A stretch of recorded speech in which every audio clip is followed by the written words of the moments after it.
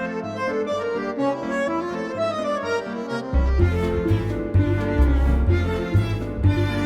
now, good morning, PSW staff, clients, friends. Joining us for a lovely Tuesday welcome. Yesterday we looked at The Man of Steel, Eurofilm scoring assignment, Superman. So get that into me by today. We'll see the results for Friday. It's going to be really fun. Today we're going to look at a composer that I've been wanting to look at because I didn't know that much about him, but I loved certain pieces that I'm going to share with you today. And we're also going to go to a different country. This is going to be really fun on Google Maps, I think. Today we're going to look at the Czech composer, Janáček.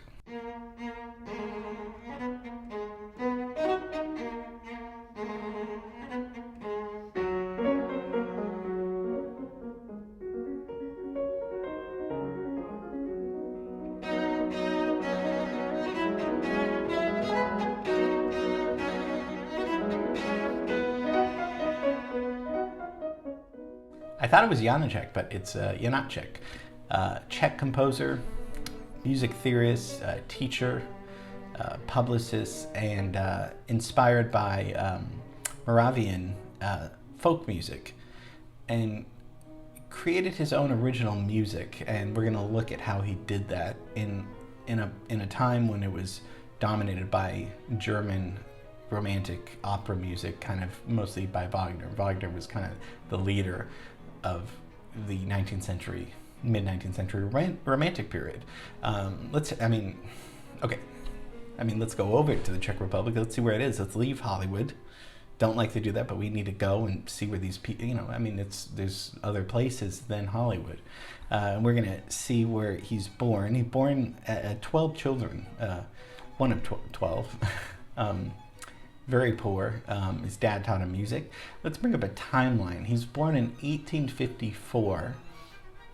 So he's going around, when Wagner's writing his operas, the Romantic period's happening, Tchaikovsky's writing music, the Impressionists are coming in with Debussy and Erik Satie, people that we know because we've done classes, of course. 1854 is also the year, this has nothing to do with Janáček, but that the Republican Party's found, the GOP is found. I thought it was way earlier, but I kind of thought that was interesting that that's the same year he's born. The Grand Old Party, the GOP, has started breaking away from the Democratic Party, or the Democratic Republican Party. So, not an American history class. I know that you thought it was, but just thought I'd throw that out there to see what's happening in where we live. But got his musical education from his father, and it was very, very talented as an organist, as a piano player. In 1874, he enrolls at the Prague Organ School. To play organ's really tough because you're also using your feet. So you're using your both arms and both legs to play something. So, but very poor. He couldn't even afford a piano in his room, so he would have a little keyboard, like a paper keyboard drawn to practice, which has got to be so limiting, and so it just requires so much discipline. So that's kind of how poor he was. But he did earn his living as a music teacher and a conductor, and started his own conservatory after studying at other conservatories in Vienna and Leipzig. But he wasn't really accepted a lot of places, and he was very outspoken and very critical of other composers, and a pretty kind of stubborn, angry individual person, perhaps. I never met him, but that seems like I think he really wanted some fame, some recognition, and he didn't really get that until he was in his 60s. He dies in 1928 from pneumonia at age 74. So he's seen a lot of music. If you're thinking, that's romantic music, and then he's seen modern music in the 20th century and jazz music. So anyway, but as he's writing, German music is going on. German romantic music is going on. Now, he likes Tchaikovsky. He does like some Russian-ness. He doesn't, more than the Germans. But he writes a lot of operas. And in the 1880s, he finds his voice. How does he find his voice? a lot of it is him going into folk music and finding, we looked at Villalobos going into the mountains, finding musical influences. It's like these guys got training at the conservatory, and then you learn to write like other academics. You learn to write like that. But sometimes you got to go elsewhere to find something original, and you bring it back almost.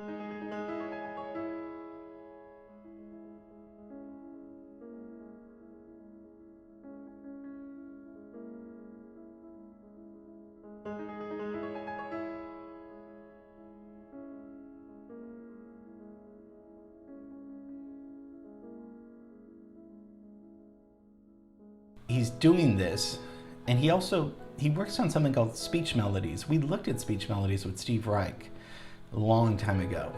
It's like as we're talking, those are certain pitches. So he's doing this though in the 1880s, making his melodies sound like the rhythm of language as well.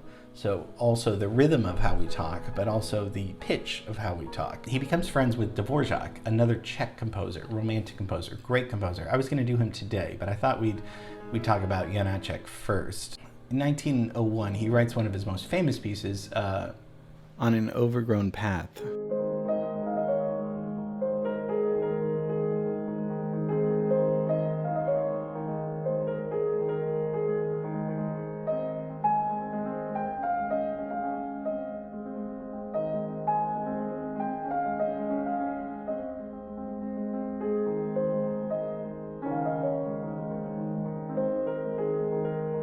So people described Janáček's music as very short melodic passages sometimes, fast-moving motifs, and his flow is not like other composers at the same time. If we think of like somebody like Wagner, it's a long melodic, could be boring flow. People like Janáček and other composers are gonna not have that flow. They're gonna break pieces up a little bit. We do this all the time today, of course. Over 100 years ago, people weren't doing this in classical music. It wasn't really traditional in the sense. I wasn't sure if I should do that, so I did that. It wasn't really traditional, but he's kind of creating his own style with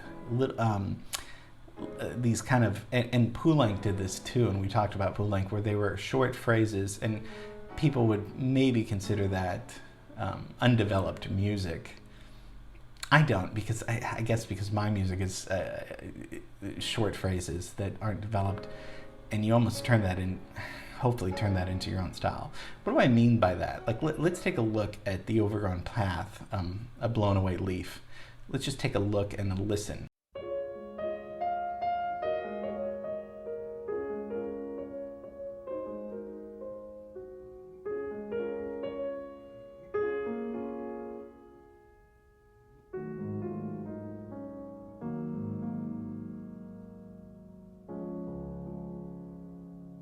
You see how lovely and beautiful it sounds. It sounds kind of like Debussy and Erik Satie, right? Very melodic, beautiful solo piano music. But it's only 8 bars. So that whole little thing we just heard is 8 bars. Now 8 bars is what popular music is all the time, 8 to 12 bars. That's what pop songs are. He's not writing a pop song, but this is breaking away from the tradition of just kind of this wave of classical music where you're not really sure even where the bars are sometimes. It's sounding song-like, and he's an early composer doing this. And and this is kind of an early use of minimalism. Of course, we know minimalism is a process of short, melodic, repetitive motifs that Steve Reich and Philip Glass and John Adams do. But he's doing this in 1900s. He's using short phrases, but they're highly melodic and very beautiful phrases. And that's why we're talking about it, because it's beautiful music.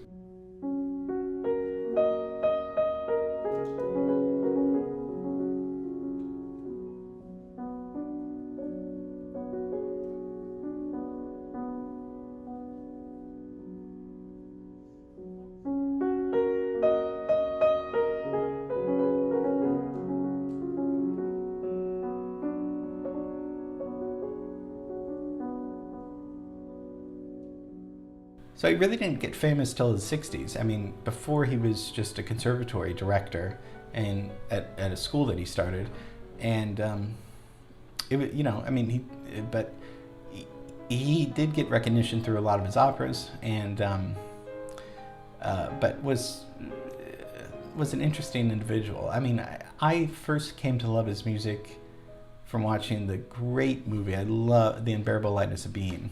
I never read the book, but I love the movie, and it's a 1988 drama directed by Philip Kaufman, who directed The Mission, which was our film scoring assignment months ago. They use Kundera, you know, was a Czech writer, and his favorite composer was Janáček, and Philip Kaufman, they use Janáček's music all throughout The Unbearable Lightness of Being. So yeah, I came to know him and love him through a movie.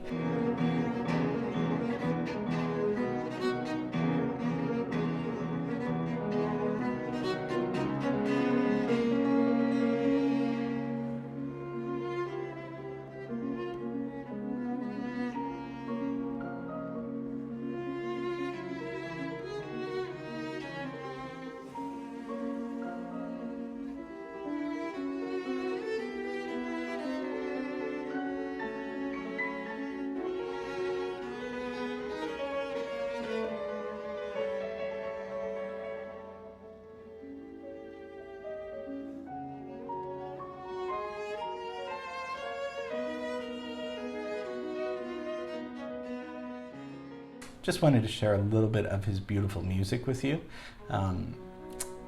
Great composer. Tomorrow we're going to be doing something else. We're going to mix it up a little bit. So hope you enjoyed this little class on his music, and I'm going to be sitting here and waiting for you tomorrow.